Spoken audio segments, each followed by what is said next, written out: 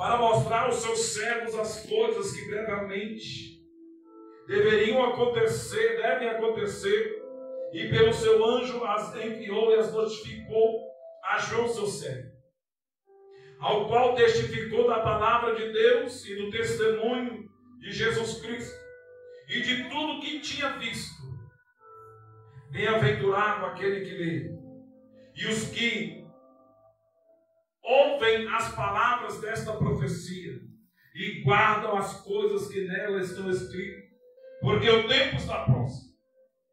João, às 7 igrejas que estão na Ásia, graça e paz seja convosco da parte daquele que é, e que era, e que há de vir, e dos 7 Espíritos que estão diante do seu trono, e da parte de Jesus Cristo, que é a fiel testemunha, o primogênito dos mortos e o príncipe dos reis da terra, aquele que nos ama e que em seu sangue nos lavou dos nossos pecados e nos fez reis e sacerdotes para Deus e para seu Pai. A Ele glória e poder para todos sempre. Amém. Eis que vem com as nuvens e todo olho verá, até mesmo os que transpassaram. Todas as tribos da terra lamentarão sobre ele. Sim, amém. Eu sou o Alfa e o Ômega, o princípio e o fim, diz o Senhor, que é, que era e que há de vir, o Todo-Poderoso. Eu não quero entrar no mérito aqui sobre o autor do livro de Apocalipse, que uns vão dizer que era João o ancião, outros vão dizer que era João o profeta. Então há uma divergência, mas certamente era um seguidor de Jesus Cristo. Este homem que estava isolado na ilha de Patmos. Nós já ouvimos pregações sobre este ocorrido. Isolaram João porque não conseguiam dar cabo à vida dele, mas colocaram assim: vamos isolá-lo. Ele vai morrer na solidão, solitário, sem ver ninguém. Mas foi no lugar de solidão, foi no lugar separado, aonde o próprio Deus se revelou para ele as maravilhas e os acontecimentos que ia acontecer antes do fim do mundo. Mas o que eu quero trazer aqui, irmãos, é a respeito de algo que a igreja dos dias atuais está deixando escapar pelas suas mãos. Aleluia! É a respeito do evangelho puro, do evangelho genuíno. Quantos não conseguem mais, irmãos Zé Luiz, ouvir a palavra genuína porque tem comichões dos seus ouvidos? A Sunai e Isabel, nós fizemos um propósito aqui nas quinta-feira sobre santidade ao Senhor, santidade a Deus. E quando nós não ouvimos mais falar nas igrejas de santidade, quando nós não ouvimos mais falar nas igrejas, e quantas denominações nós temos ao mundo afora, ou pelo Brasil, mas nós não ouvimos falar de campanhas ou pregações sobre as 10 virgens, sobre a vida do Senhor, sobre posicionamento. Acham que Jesus vai vir buscar uma igreja, aleluia, imunda, suja, contaminada? Não. A palavra de Deus é bem clara. Jesus vai buscar a noiva do Cordeiro, lavada, remida, imaculada e santificada no sangue do Cordeiro. Aleluia, papai. João começa a falar a respeito, e eu quero frisar minha palavra no verso 3: bem-aventurado aquele que lê e os que ouvem as palavras desta profecia. Eu sei que Jesus, a palavra de Deus, que o nosso mestre, tem muito mais para nós do que nós possamos imaginar.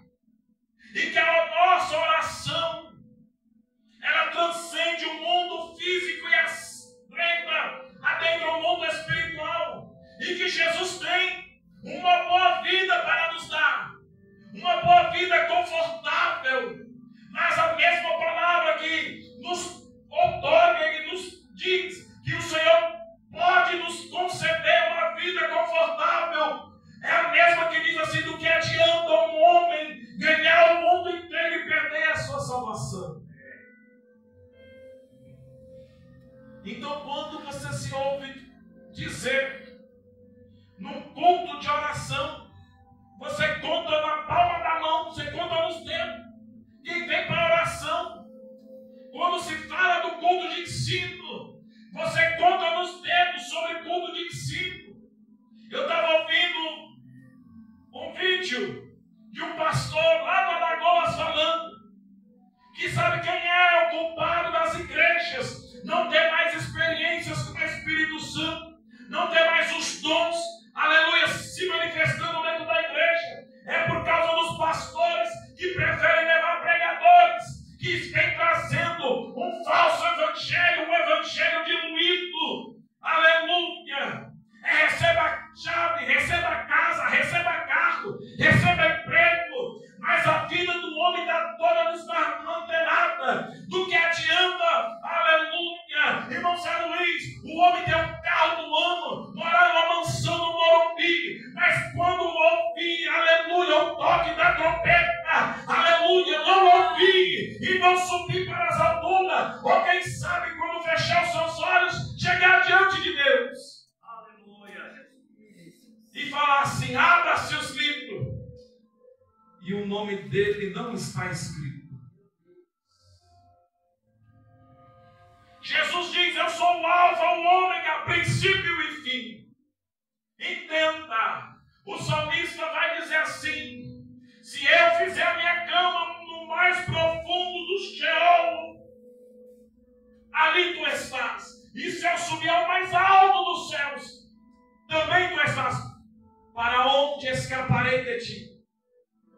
Jesus conhece o nosso dia a dia. Enquanto você está contando a sua história, Deus conhece a sua história de cor e salteado.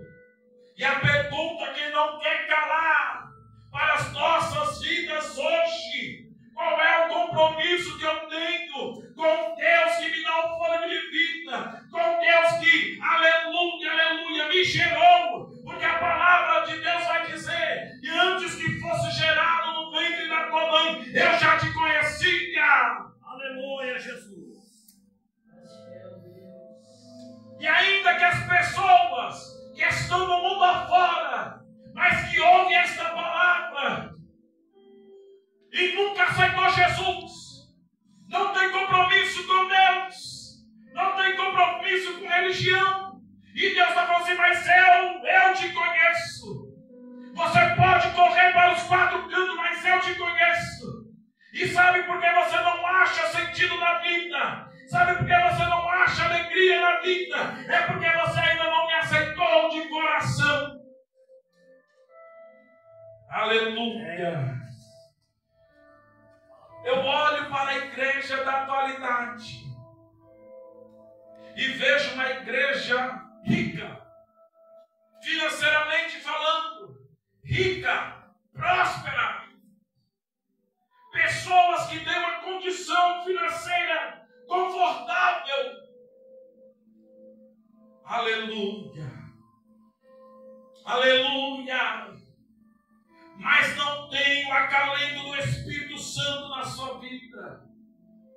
Para poder sorrir, tem que trocar de celular. Para poder sorrir, tem que comprar uma roupa nova. Para poder sorrir, tem que ir ao shopping. Aleluia. Para poder sorrir, para poder preencher um vazio que a consome por dentro. Aleluia. Tem que estar focado em qualquer outra coisa. Mas não adianta, porque o que preenche o homem ainda é a palavra genuína do Evangelho. Palavra que cura, palavra que transforma, palavra que transforma. Aleluia. Palavra que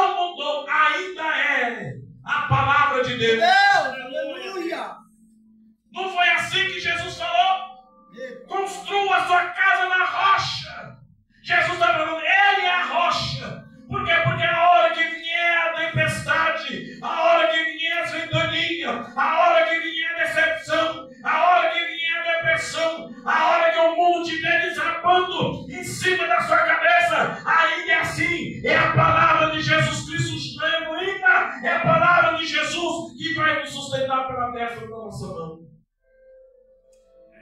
Do que adianta ganhar tudo?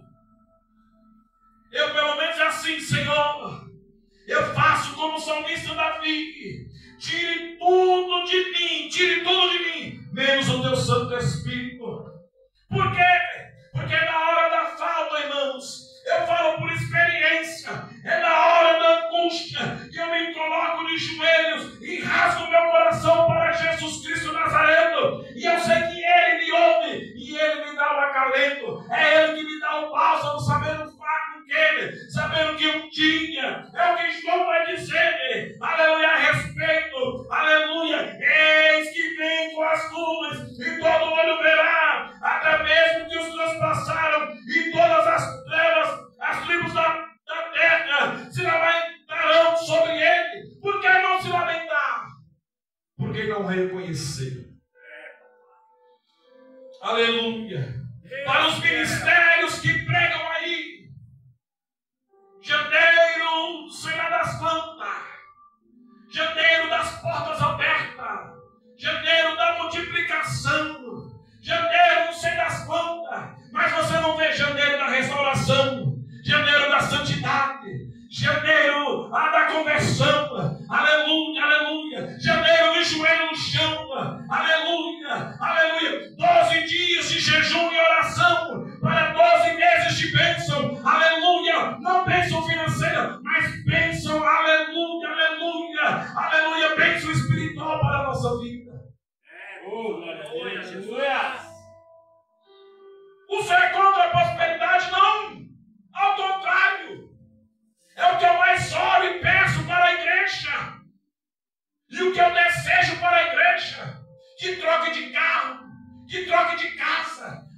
Pastor, mas a casa que eu tenho já é boa. Então coloque nela de tudo do melhor. Que tenha hidromassagem. Aleluia, aleluia, aleluia. Que tenha teto solar. Aleluia, tudo do bom e do melhor. Para você ter um conforto. Imagine você chegar no trabalho. Aleluia, cansado, exausto. Entrar na sua banheira de hidromassagem. Uma televisão para colocar os louvores abençoados. Aleluia, aleluia. Mas do que adianta ter tudo isso e não ter a presença do Espírito Santo na sua vida? Aleluia.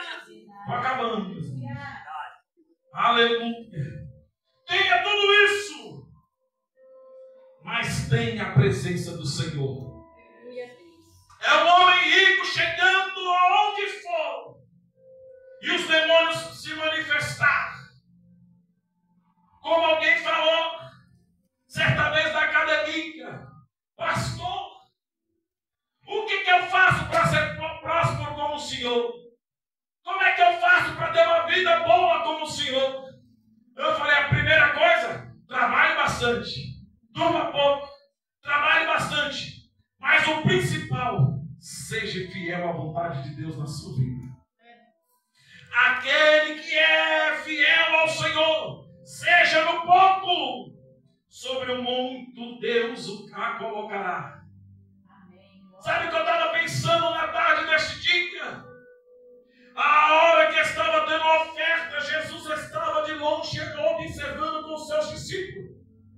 E os judeus iam lá e colocavam na salva, e saíam, iam lá, botavam a mão no bolso, e saíam, abriam suas carteiras, pegava, quem sabe, as maiores notas, e colocava, aleluia, no gasofilaço, e saía com o nariz empinado, achando que era o dono do mundo. Mas teve uma senhora, uma pequena senhora, que foi lá no gasofilaço, pegou a sua pequena oferta, a Bíblia vai dizer a sua única moeda, e colocou. Quando colocou na salva, Jesus falou assim: aquela oferta, ela foi recebida no céu. E eu falei, pensei, será que foi pelo valor, pela quantidade? Não. Sabe o que Jesus procura, meus irmãos? Não é a qualidade, aleluia, não é a quantidade. Jesus procura a qualidade de coração. Vai fazer para o Senhor? Faça de coração. Vai orar ao Senhor? Ore de coração. Aleluia. Vai adorar ao Senhor? Adore de coração. Vai ofertar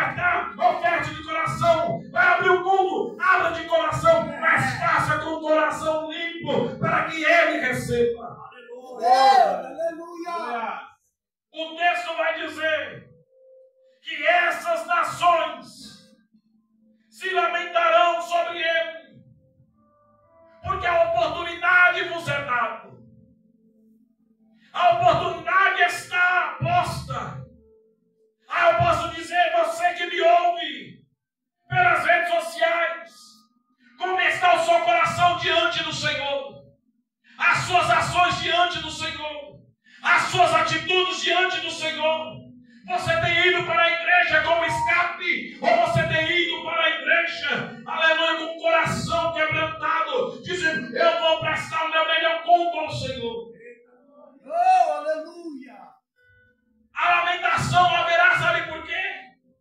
Porque vai vir na hora da consciência. Eu tive a oportunidade e não fiz. Eu tive a oportunidade de fazer e não fiz. Acredito que os irmãos tenham visto o debate da rede musical com o pastor César Cavalcante, de 2 pregadores de renome, sobre se haveria ou não alegria ou choro no céu. E o debate foi, mas ouvindo aquela questão, falando dos salvos, não dos perdidos, dos salvos. Quem iria herdar a salvação, iria, irmãos, entrar para as bodas, mas haveria um julgamento, um juízo, para que fosse dado as bênçãos. Aleluia! E a questão é que naquela hora se haveria tristeza no céu, sim, momentaneamente, sim. Por isso, pelo que eu estava falando, imagine na hora de você ganhar o seu galardão. Você está na fila de ganhar o seu galardão. Aleluia! Jesus estava ali, olhando para você.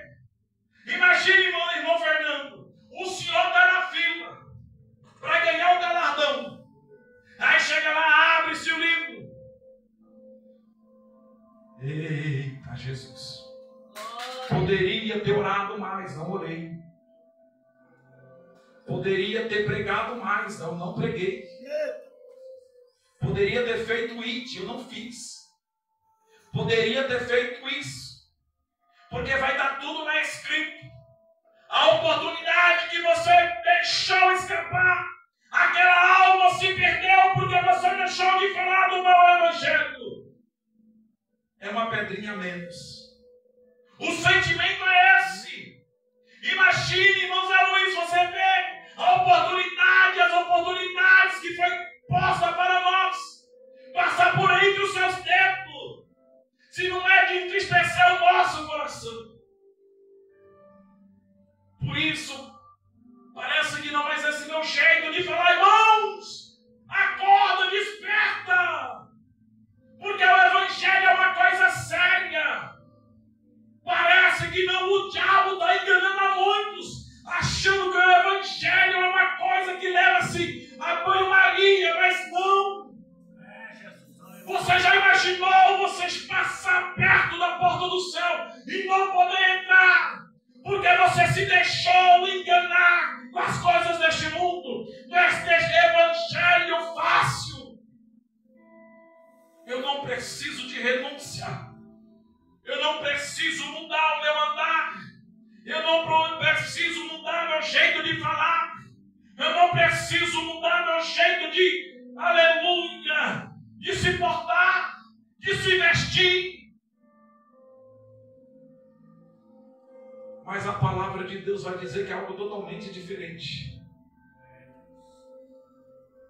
Em todos os encontros que eu vi na Bíblia Sagrada, nos Evangelhos, todos aqueles que tiveram um encontro com Jesus tiveram que mudar seu jeito de andar, seu jeito de falar, seu jeito de se portar. Aleluia! Todos que tiveram encontro com Jesus tiveram transformação. Seja de uma forma, seja de outra. Olha o que aconteceu com Zaqueu. Então não tem como. E eu ouvi um pregador, um pastor falar, e eu já encerro. Ele fala assim que quando nós levantamos as nossas mãos para Jesus, há um período de transformação. Esse período, ele não é longo, porque precisa passar pela transformação. Não foi isso que Jesus estava falando para Nicodemos, tem que nascer de novo. Essa transformação tem que ocorrer em você, de dentro para fora. Pastor, o que acontece se ela não ocorrer? Vai se tornando difícil, porque você vai se acostumando a viver de como você era, mas dentro da igreja. É por isso que você vê adultério dentro da igreja. É por isso que você vê tantas mazelas dentro da igreja. Foi pessoas que não passaram pela transformação. Como assim? Mas foi subindo de cargo. Mas era tudo fachada, ele não foi transformado. Porque quem passa pela transformação, irmãos, quem passa pela regeneração, ele nunca vai se deixar. A não ser que ele baixe a guarda. Não é a Bíblia que diz: aquele que está de pé, cuide para que não caia. É por isso que mesmo estando no cargo que o Senhor nos chamou, ainda me considero menor. Parece que quanto mais Deus sopra o nome, mais tem que vigiar, mais tem que orar, mais tem que jejuar, mais tem que se colocar na presença de Deus.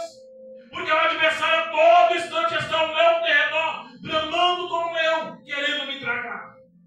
Aleluia, Jesus. Então, para finalizar, a minha maior preocupação é sobre o que João começa a falar. Bem-aventurado aquele que lê, e os que ouvem as palavras desta profecia, e as guardam.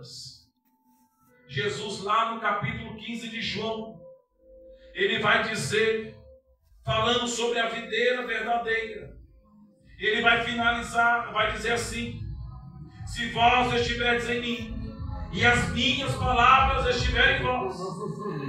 Olha o que Jesus está falando. Se estiverdes em mim, e as minhas palavras estiverem em vós. Ele vai complementar: pedireis tudo ao que quiserem, e vos será feito.